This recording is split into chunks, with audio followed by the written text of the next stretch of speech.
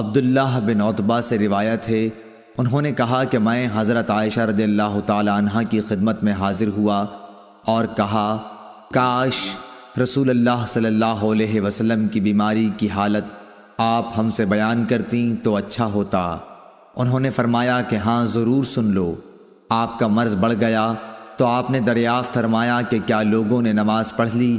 ہم نے عرض کی جی نہیں یا رسول اللہ، لوگ آپ کا انتظار کر رہے ہیں۔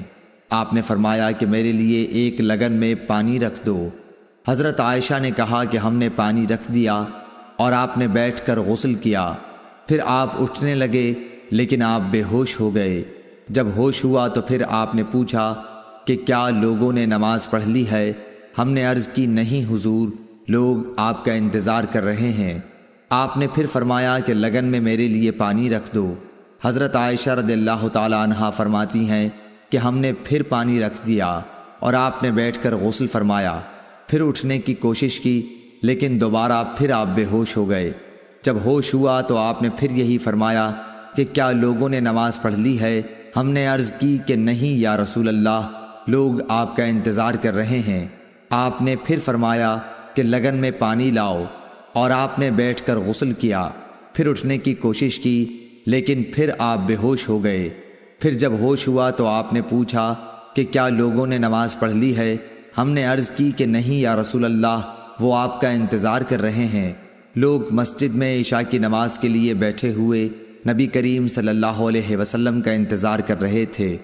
آخر آپ نے حضرت ابوبکر رضی اللہ تعالیٰ عنہ کے پاس آدمی بھیجا اور حکم فرمایا کہ وہ نماز پڑھا دیں۔ بھیجے ہوئے شخص نے آ کر کہا کہ رسول اللہ صلی اللہ علیہ وسلم نے آپ کو نماز پڑھانے کے لیے حکم فرمایا ہے۔ ابوبکر رضی اللہ تعالیٰ عنہ بڑے نرم دل انسان تھے۔ انہوں نے حضرت عمر رضی اللہ تعالیٰ عنہ سے کہا کہ تم نماز پڑھاؤ، لیکن حضرت عمر رضی اللہ تعالیٰ عنہ نے جواب دیا کہ آپ اس کے زیادہ حقدار ہیں۔ آخر بیماری کے دنوں میں حضرت ابوبکر رضی اللہ تعالیٰ عنہ نماز پڑھاتے رہے۔ پھر جب نبی کریم صلی اللہ علیہ وسلم کو مزاج کچھ ہلکا معلوم ہوا تو دو مردوں کا سہارا لے کر، جن میں ایک حضرت عباس رضی اللہ تعالیٰ عنہ تھے، ظہر کی نماز کے لیے گھر سے باہر تشریف لائے اور ابوبکر رضی اللہ تعالیٰ عنہ نماز پڑھا رہے تھے۔ جب انہوں نے حضور صلی اللہ علیہ وسلم کو دیکھا تو پیچھے ہٹنا چاہا، لیکن نبی صلی اللہ علیہ وسلم نے اشارے سے انہیں روکا کہ پیچھے نہ ہٹو۔ پھر آپ نے ان دونوں مردوں سے فرمایا کہ مجھے ابوبکر کے بازوؤں میں بٹھا دو۔ چنانچہ دونوں نے آپ کو ابوبکر رضی اللہ تعالیٰ عنہ کے بازو میں بٹھا دیا۔